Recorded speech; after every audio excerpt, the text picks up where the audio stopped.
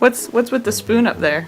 The spoon is for doing one of the most difficult balance, is to balance a spoon on your nose. Last week I got the rare opportunity to go visit Philippe Petit, the French wire walker, up in his studio in the Catskills.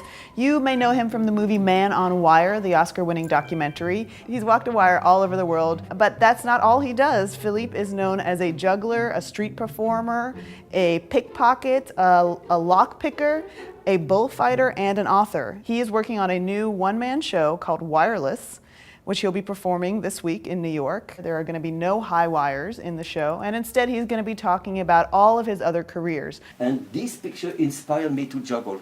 I thought how beautiful that it seems to be completely enwrapped or prisoner of the three balls. And actually there is an homage to him in my show. So I got to visit him in his studio in the Catskills, which is actually a tiny barn that he built himself by hand using 18th century building technology. And it is a tiny room with a little stage. He calls it the smallest theater in the world. It's got a red curtain, not much of a backstage area though. One of the things that he has hanging in the barn are some framed photos of people that have inspired him over the years. These are like, the world's most famous jugglers and contortionists. Marlon Brando. He was talking about a young Balinese dancer, a 16 years old girl, very gracile, and he was miming her, and for one moment, as an amazing actor, he was able to be that person. We would forget that he was 300-pound pasha on a stage with a giant armchair. He became that little girl dancing. Philippe is not shy about calling himself a madman. That's how he kept referring to himself